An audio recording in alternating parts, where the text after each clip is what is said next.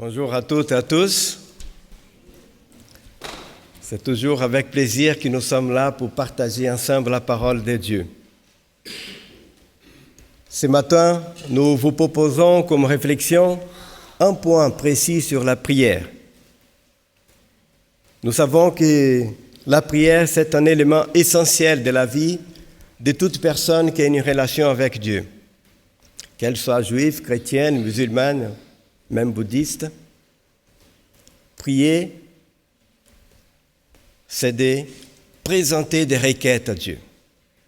On peut aussi louer le Seigneur, les remercier dans une prière, mais l'élément essentiel de la prière, c'est la requête, c'est une demande. Ce matin, nous allons nous concentrer sur un point.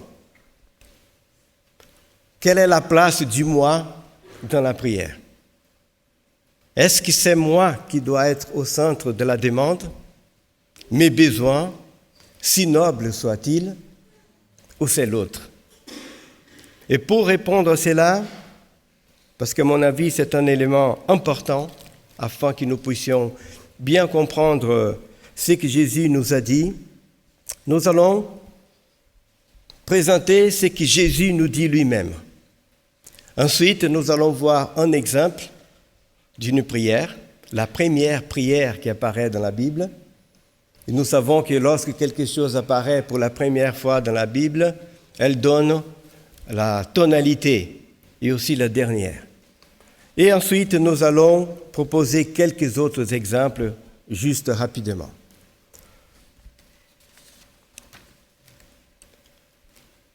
Un jour, Jésus priait, probablement il priait à haute voix. Ses disciples l'ont entendu, ils étaient juifs, ils savaient prier. Ils avaient déjà fréquenté les synagogues, avaient déjà entendu les maîtres, les rabbins prier. Et pourtant, ils ont dit « Seigneur, enseigne-nous à prier ». Ils ont senti quelque chose d'effort, d'amour. Et Jésus va présenter la prière que nous connaissons tous, surtout les enfants, ce qu'on appelle la prière de notre Père. J'ai mis par écrit les versets bibliques pour fluidifier le temps. Cela nous est présenté et Jésus nous dit « Voici comment vous devez prier ». C'est une prière modèle. On peut mettre après tout ce que nous voulons dans la prière, mais essayons de regarder les éléments essentiels de la prière et la place du moi. Il a dit « Notre Père qui est aux cieux », Matthieu 6, 9 à 13, « que ton nom soit sanctifié, que ton règne vienne, que ta volonté soit faite sur la terre comme au ciel. » Première indication, Dieu. Ensuite, donne-nous aujourd'hui notre pain quotidien. Or, sans la nourriture, une personne ne peut pas vivre. Et pourtant, ce n'est pas la priorité. Donne-nous notre pain quotidien. Pardonne-nous nos offenses. Sans pardon, difficile d'avoir une bonne relation avec Dieu. Et même d'hériter la vie éternelle. Et pourtant, ce n'est pas la priorité. Comme nous aussi, nous pardonnons à ceux qui nous ont offensés. Ne nous induis pas en tentation, mais délivre-nous du malin. Car, il revient, c'est à toi qu'appartiennent dans tous les siècles les règnes, la puissance et la gloire. Dieu n'a besoin de rien. Nous ne pouvons rien demander pour qu'il fasse pour lui-même. La prière, je ne dis pas inventer, mais le système de la prière a commencé à se développer après les péchés d'Adam et Ève. Avant, Adam et Ève n'avaient pas besoin de demander quoi que ce soit à Dieu. Ils avaient tout. Ils avaient même la présence de Dieu avec eux. Ils ne devaient pas, Seigneur, prier instamment. Ils pouvaient dire, Seigneur, comment ça se passe, cette étoile? Mais demander la santé, demander si les péchés n'étaient pas entrés dans les mondes, de travailler dans les cœurs de nos amis pour qu'ils soient plus patients. Mais après l'entrée du péché et le manque de communication de l'homme avec Dieu, nous devons demander, Seigneur, est-ce que tu peux agir dans ma vie par rapport à ça, ça et ça, qui moi-même, je suis incapable de le faire. Et aussi, nous allons prier pour que Dieu puisse aussi intervenir dans la vie d'autres personnes. Cette prière de Jésus, nous devons la compléter avec ce qu'il a dit lui-même dans un autre moment. Matthieu 6, 32 à 34, où Jésus présente son programme. On appelle les sermons sur la montagne. C'est une sorte de présentation, comme font les politiques, de son programme. Et là, il nous dit, ne vous inquiétez pas avec ce que vous allez manger, comment vous allez vous vêtir. À cette époque, c'était beaucoup plus difficile qu'aujourd'hui. C'était au jour le jour. Il dit, ne vous inquiétez pas avec ça. Ce n'est pas le plus important. Votre Père Céleste, il sait que vous avez besoin de tout cela. Il s'en charge. Cherchez d'abord les royaumes de Dieu et sa justice, et toutes ces choses vous seront données par-dessus. À nouveau, il dit, cherchez d'abord les choses de Dieu, les royaumes de Dieu. Et toutes les autres choses, Dieu s'en charge. C'est comme s'il nous disait, on va faire un échange. Vous, vous occupez de mes affaires, et moi, je m'occupe des vôtres.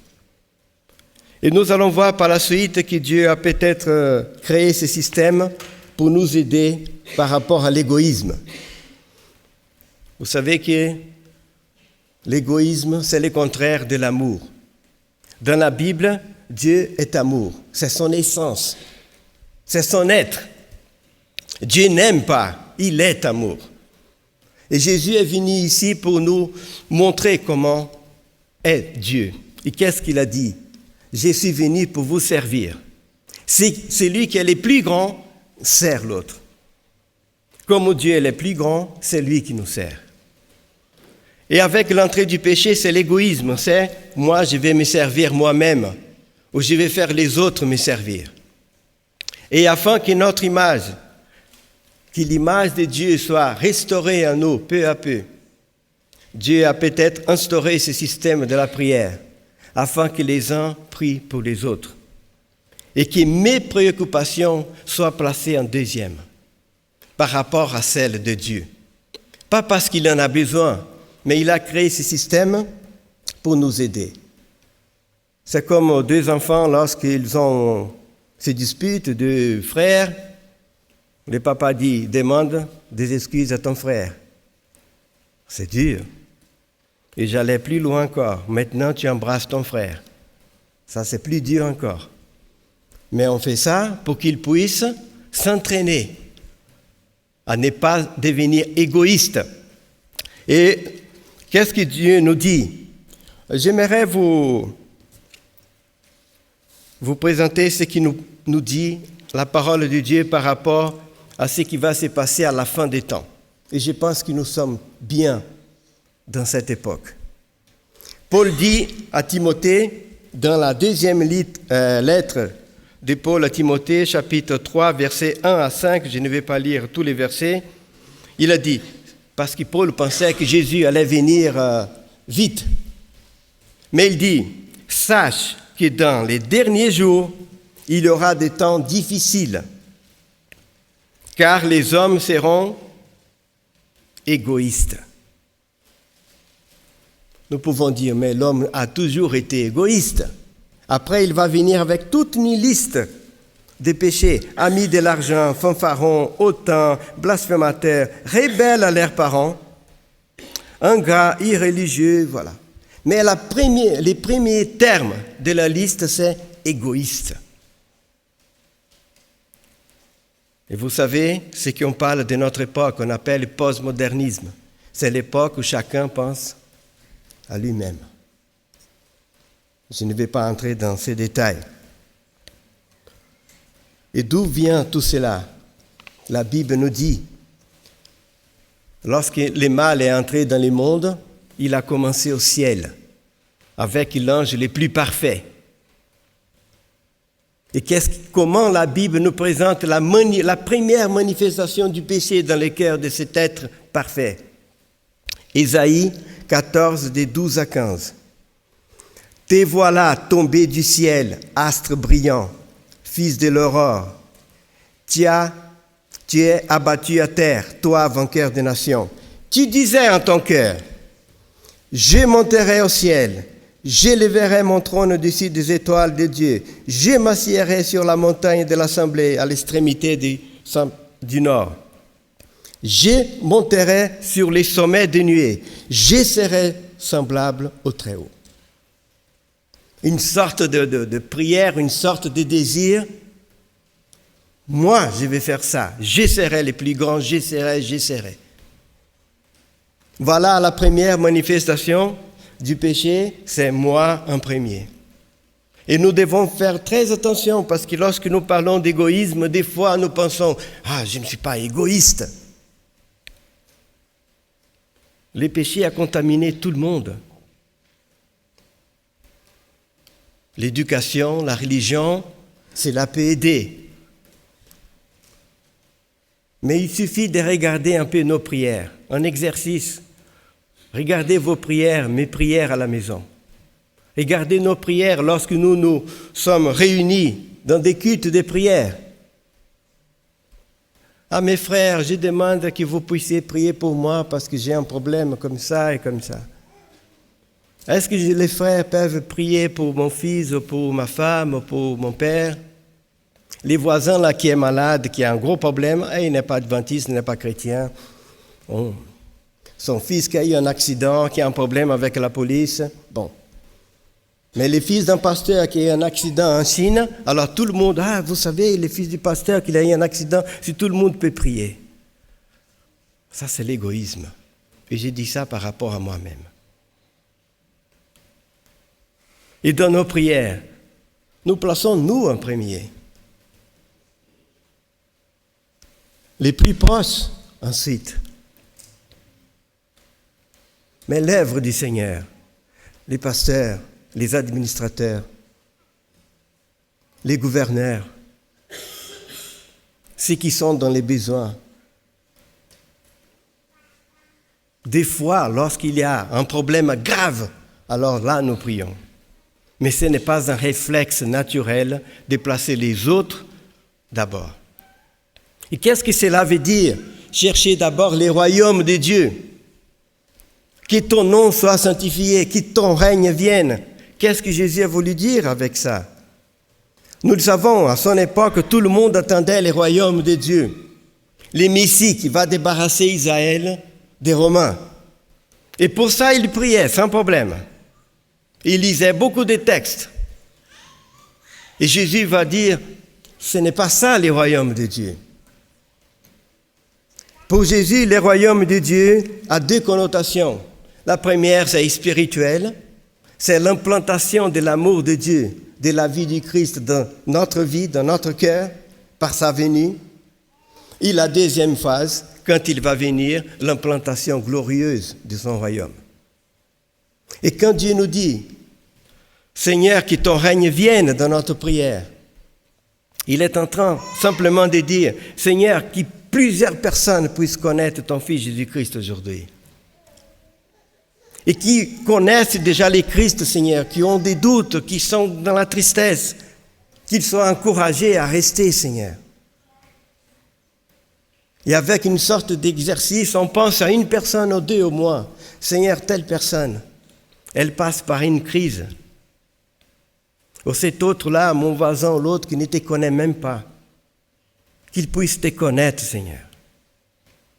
Et nous voyons cela par quelques versets de la Bible qui nous parlent du royaume de Dieu. Jésus, en Jean 3, 5, Jésus répondit à Nicodème, en vérité, je te le dis, si un homme n'est né d'eau et d'esprit, il ne peut entrer dans les royaumes de Dieu. Alors, les royaumes de Dieu, c'est Jésus-Christ.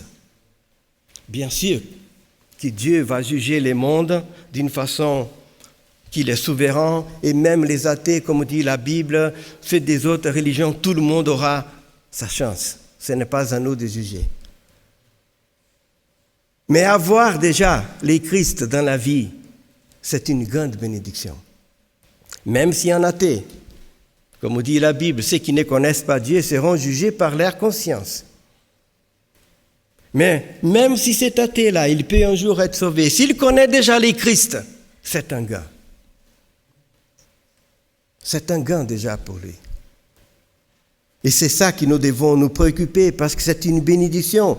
Et Dieu nous a dit là, Jésus continue. Luc 10, 8 à 9. Dans quelque ville, quand il a instruit ses premiers apôtres, pour faire en sorte de stage, que vous entriez et l'où l'on vous recevra, mangez ce qui vous sera présenté. Guérissez les malades qui s'y trouveront et dites-leur, le royaume de Dieu s'est approché de vous. Au fond, voilà. Ces disciples de Jésus représentaient les royaumes de Dieu. On vous présente les royaumes de Dieu, il est là. C'est à vous de les recevoir ou non. Mais il est là. Apocalypse 1, 5 et 6. À celui qui nous aime, qui nous a délivrés de nos péchés par son sang et qui a fait de nous un royaume. Il y aura d'autres versets, je vais sauter. Et il y a aussi les royaumes matériels. Jésus nous a dit en Marc 14, 25, « Je vous l'ai dit en vérité, je ne boirai plus jamais du fruit de la vigne, jusqu'au jour où je boirai nouveau dans les royaumes de Dieu. » Pourtant, il a deux connotations, les royaumes glorieux, mais les royaumes qu'il a déjà instaurés. Et lorsque Jésus nous invite à prier et placer les royaumes de Dieu en premier, c'est que nous pensions, Seigneur, que d'autres personnes connaissent ton Fils Jésus-Christ.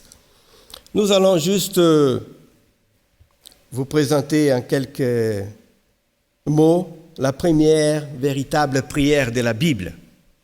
J'aime beaucoup ce sujet, j'ai déjà parlé ici, ça fait quelque temps. C'est un sujet que c'est la prière du serviteur d'Abraham qui demande à Dieu son aide pour choisir une femme pour la fille de son patron, pour les fils de son patron.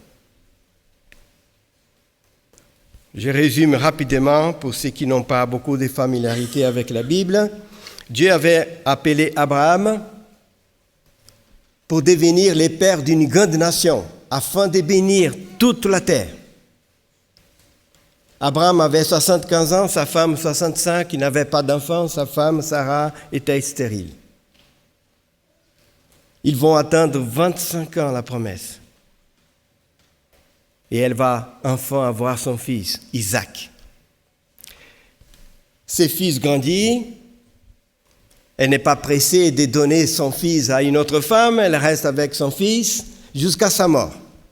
Et la Bible dit que lorsqu'elle est décédée, Abraham a dit, bon, maintenant je vais chercher une femme pour mon fils. Il a 37 ans, il faut qu'il se marie.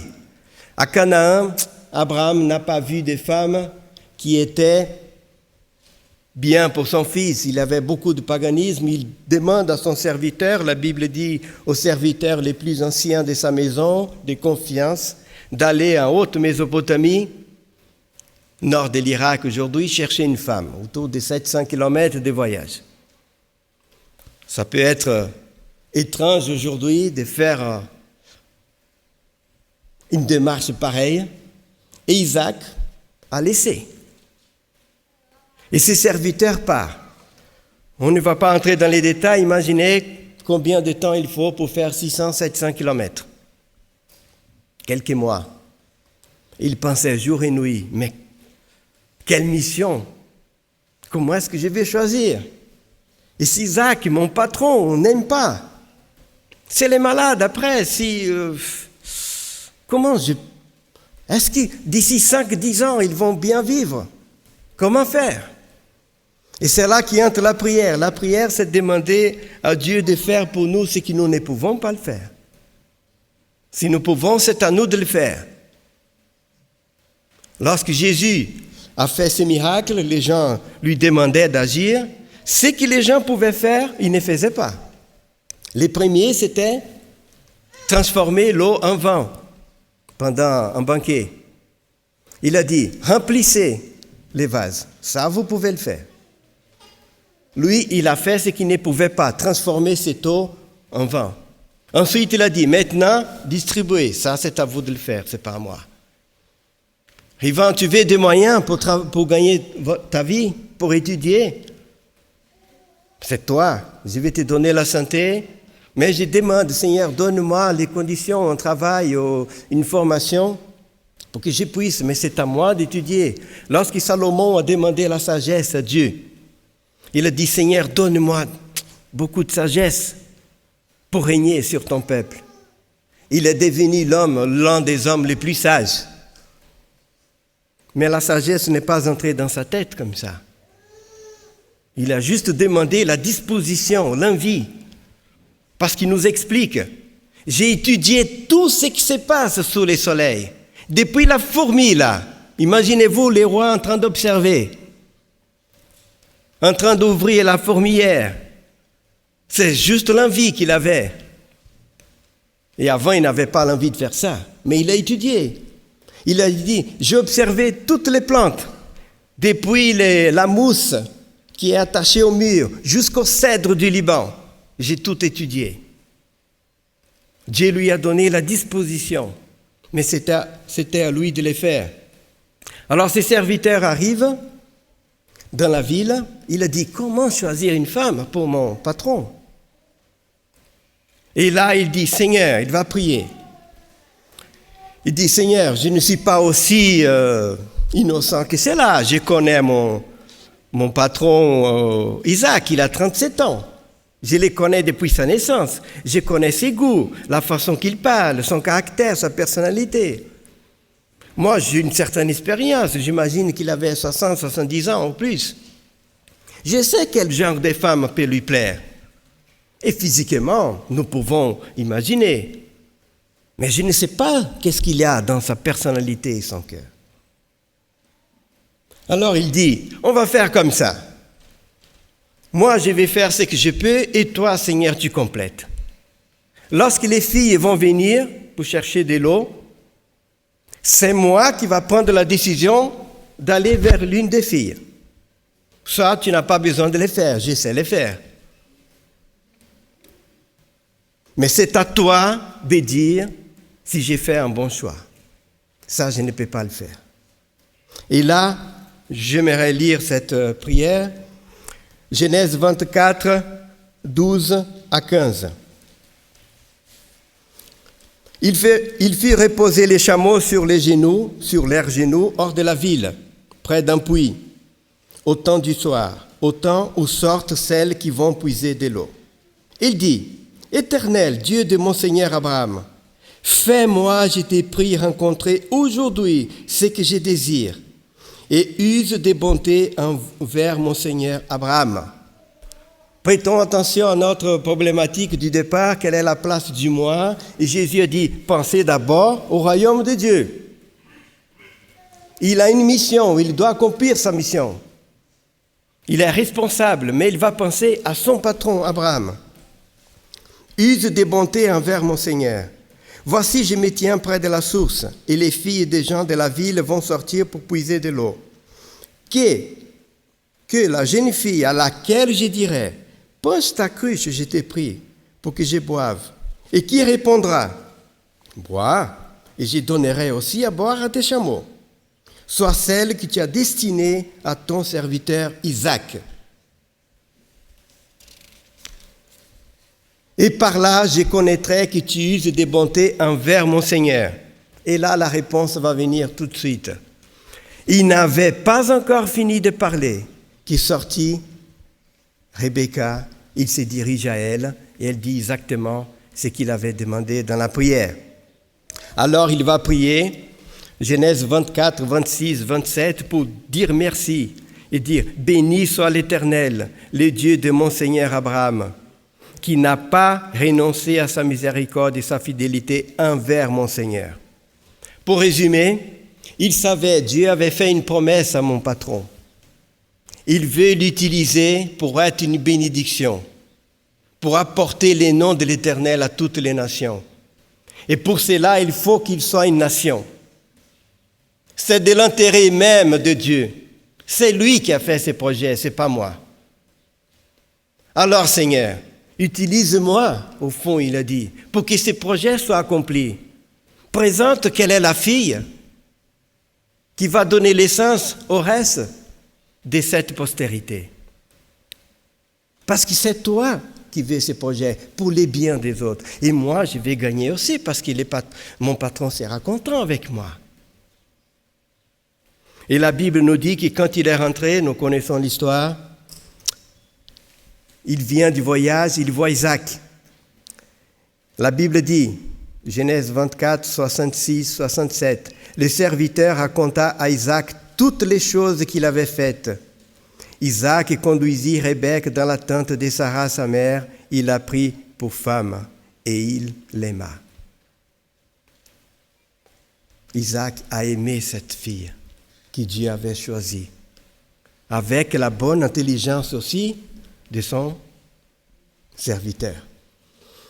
Je ne vais pas entrer dans les détails, mais c'est juste une parenthèse. Nous connaissons la suite de l'histoire.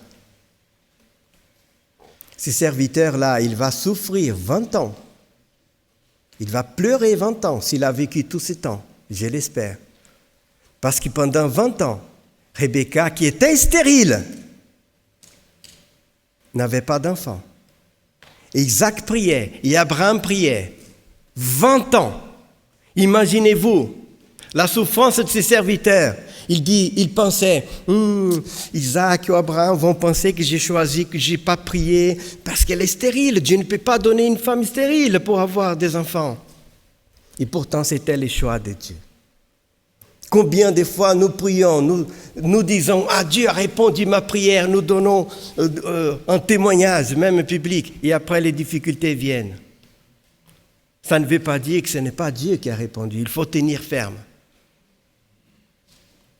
Et on ferme la parenthèse, et j'espère que ce serviteur était encore en vie lorsqu'il a vu Isaac avoir son fils. Je l'espère. Parce que je pense qu'il a beaucoup souffert pendant ces 20 ans. Et juste, je vais citer quelques exemples encore. La prière de David. Juste citer, Psaume 51. Nous connaissons David a pris la femme d'un homme, et comme elle est tombée enceinte, qui n'arrivait pas à solutionner les problèmes, il a comploté pour tuer le mari de cette femme, d'une façon vraiment honteuse et basse, la plus qui existe. Après, il va demander pardon, parce que les prophètes viennent pour les réveiller, et c'est tous les psaumes 25. Et il passe tout le temps à parler de lui. Ô Dieu, psaume 51, ô Dieu, juste quelques versets, aie pitié de moi, efface mes péchés, lave-moi, purifie-moi, ne me rejette point, ne me retire pas ton Saint-Esprit, rends-moi la joie. Mais il n'est pas égoïste là. Même dans ces moments-là, il pense à Dieu. Il pense à son projet de sauver les autres. Même s'il a inversé par rapport à la prière de Jésus, ce qui compte, c'est l'objectif. Il a dit, Seigneur, je suis là, je suis un roi, je suis tombé là. Il faut que tu me nettoies, il faut que je sois... Il dit qu'il était tellement triste, qu'il était malade, que ses os faisaient mal. Il n'avait plus aucune morale. Il a dit, rends-moi, Seigneur, la force à nouveau. Pourquoi? Il nous dit, verset 13, « Alors j'enseignerai tes voies à ceux qui les transgressent, et les pécheurs reviendront à toi. Ô Dieu de mon salut, délivre-moi du sang versé, et ma langue célébrera ta miséricorde. et ma bouche publiera ta louange. Il finit pour dire, Seigneur, fais grâce à Sion, Jérusalem, fortifie les murs de Jérusalem. Avec ma chute, tout est tombé. Alors si tu vas me pardonner, si je vais devenir à nouveau un roi plein de confiance et de force, c'est d'autres personnes qui vont gagner aussi, Seigneur. Une prière de telle sorte, Dieu a dit, je signe, bien sûr, voilà. Je te réponds. De toute façon, les pardons, Dieu nous accorde. Mais toutes nos prières, si nous pouvons concentrer cet élément, en quoi cette prière va aider d'autres personnes à connaître Jésus-Christ. C'est un exercice que je vous demande, que j'essaie de m'appliquer à chaque prière que vous faites. Si c'est pour un travail, si c'est pour la santé, si c'est pour les biens de quelques personnes, un voyage, n'importe quel élément, depuis le plus simple. Pensez en quoi cela va apporter du bien à l'autre. J'aimerais conclure avec la dernière prière de Jésus-Christ. Avant qu'il aille sur Gethsémani, il commence sa souffrance, c'est Jean 17, et là, à nouveau, il devait demander pour lui, Seigneur, donne-moi la force, Seigneur, je vais passer par un moment difficile. Aide-moi, Seigneur, à ne pas fuir à mes responsabilités. Il pouvait demander beaucoup de choses. Il va penser à son prochain. Après avoir ainsi parlé, Jésus leva les yeux au ciel et dit, Père, l'heure est venue. Glorifie ton Fils, afin que ton Fils te glorifie. Seigneur, donne-moi, je sais pas, un bon mariage, les enfants, si c'est le cas, ce travail-là, cette école, Seigneur, pour que je puisse te glorifier. Je pense qu'avec cette formation-là, quelle qu'elle soit, informaticien, médecin, médecin aide déjà les prochains naturellement, mais informaticien, ingénieur, astronome, quoi que ce soit, Seigneur, je pense qu'avec cette formation, je peux aider comme ça, Seigneur, les gens. Et ça, l'égoïsme va sortir de nous. Glorifie. J'ai fait connaître ton nom. Je ne vais pas lire cette prière, vous les lisez après avec soin, vous allez voir qu'il dit tout le temps, toi. C'est pour eux que je t'ai pris, Seigneur. Père, garde en ton nom afin qu'ils soient un. Sanctifie-le. Ta parole est la vérité. Je n'ai pris pas seulement pour eux, mais pour ceux qui vont croire à cause d'eux, Seigneur. Il dit à la fin, je leur ai fait connaître ton nom et je les ferai connaître afin que ton amour, dont tu m'as aimé, soit en eux. Que Dieu puisse nous bénir de telle sorte que nous puissions avoir la conscience. Et ce n'est pas une critique, mais dans ma vie spirituelle, des fois, je ne suis mieux que personne. Mais des fois, je me sens un peu triste quand je suis dans certains ont pratiquement tous les cultes des prières ou des moments, et on ne pense pas aux autres.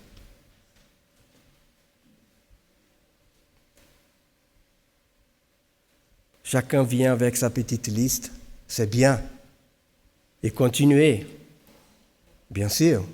Frère, priez pour moi, pour cela, c'est bien, c'est important. Mais faisons attention de ne pas rester là. Et c'est normal que lorsque notre proche, je ne peux pas faire pour tout le monde ce que je dois faire pour mes enfants et pour ma femme, je ne peux pas. Dieu ne demande pas ça. Mais il faut faire quand même un peu d'attention. Parce que sinon, l'égoïsme s'instaure. Et quand nous avons besoin, nous savons demander. Mais pourquoi je vais demander cela? Et si nous comprenons bien ce système, c'est à Dieu de les répondre comme il veut, mais Dieu a fait cela. Rivan, pense à moi et je pense à toi. Dieu n'a pas besoin de rien du tout, nous comprenons, mais c'est moi Je me souviens de quand j'étais petit, avec mon frère et mes deux sœurs. Ma maman ne travaillait pas. Les salaires étaient de mon père. Et à chaque fois qu'il avait son anniversaire ou les jours de père, ma mère prenait de son salaire, bien sûr, achetait quelque chose pour lui, mettait dans un paquet, mettait entre nos mains, et on allait tout fiers donner à notre papa. Avec un sourire comme ça. Il n'a pas besoin de ça, c'est son argent, il sait l'acheter, c'est même pas nous qui avons acheté. C'est son argent. Mais on était contents. Nous ne sommes pas des enfants devant Dieu. Mais lorsque nous demandons quelque chose, c'est pour nous éduquer. J'aimerais vous laisser la bénédiction finale de la Bible. Nous avons parlé de la première prière qui a demandé de placer les choses de Dieu avant toute chose. La dernière prière de la Bible, toute petite phrase, c'est exactement cela. Apocalypse, c'est l'avant-dernier verset. C'est Jésus qui dit, je vais travailler pour vous, je viens. C'est lui qui atteste ces choses et dit, oui, je viens bientôt. Apocalypse 20, 22, 20 et 21, excusez-moi. Oui, je viens bientôt pour vous. Et les prophètes, Amen, viens Seigneur Jésus.